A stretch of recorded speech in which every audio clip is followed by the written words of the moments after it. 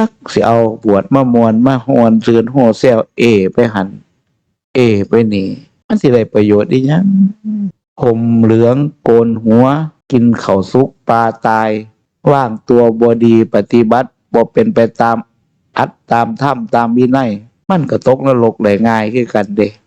บ่แม่นว่าโกนหัวโหลนห่มเหลืองแล้วคนมากราบมาไหว้อยู่สนุกสุขสำบายบ่ว่าเครื่องนุ่งห่มบ่ว่าเครื่องบริโภคสะดวกสบายไปเบิดการคมนาคมสะดวกสบายขอนอบถวายม่วนอ่อนซ่อนอย่ามองหันระวังเฮ็ดบ่ถูกบ่ต้องมันสิตกนรกได้มันบ่มีนรกพระนรกโยมได้ มันเฮ็ดสวนไปน้องกันเบิดได้นะบอกแต่เรื่องนรกแบ่งเป็นคุ้มผู้โทษนักโทษเบาไปตามๆกันนั่นน่ะจังว่าระมัดระวังดีๆพิจารณา